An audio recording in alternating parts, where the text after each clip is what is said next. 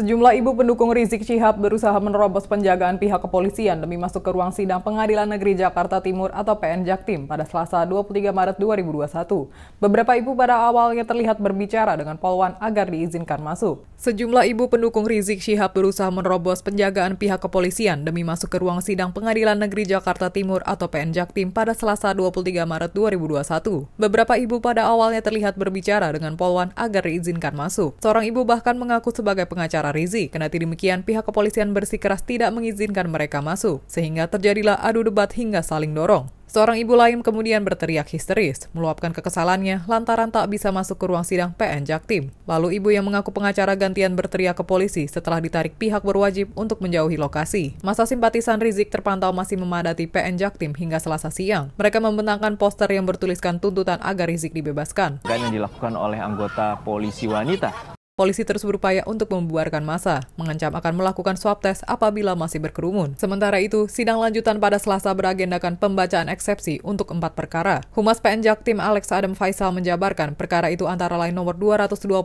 kasus kerumunan Petamburan, 222 kasus kerumunan Petamburan, 223 kasus tes usaha palsu, dan 226 kasus kerumunan Mega Mendung. Sebelum sidang diskors, sidang diwarnai perdebatan di mana Rizik bersikukuh enggan mengikuti persidangan secara virtual. Tim kuasa hukum mantan pemimpin Front Pembela Islam atau FPI itu juga tidak mau membacakan eksepsi apabila persidangan tetap digelar secara virtual. Munarman, pengacara Rizik, menjanjikan pendukung kliennya akan tetap menjaga protokol kesehatan jika persidangan dilakukan secara offline. Udah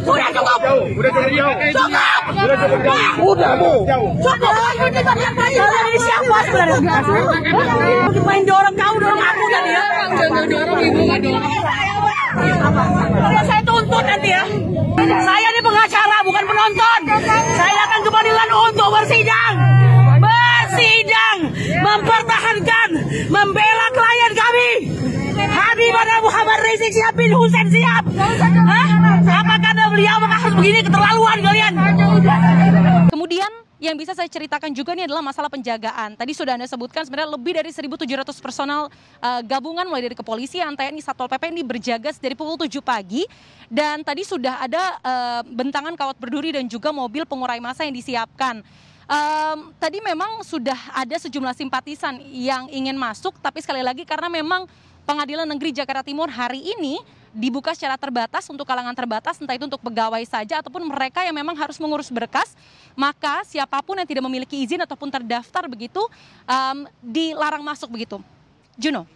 Ya Diana, dari gambar yang kami dapatkan di sini ada sempat terjadi insiden, ada seorang perempuan yang ingin berusaha masuk ke ruang sidang. Lalu seperti apa sebenarnya insiden ini bisa terjadi?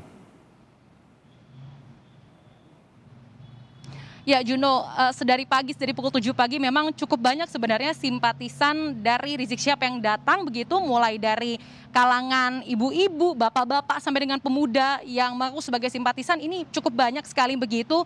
Ada yang mengaku sebagai tim kuasa hukum atau hanya sebagai simpatisan, tapi memang karena ini masih situasi pandemi COVID-19, Pengadilan Negeri Jakarta Timur ini tegas menerapkan protokol kesehatan.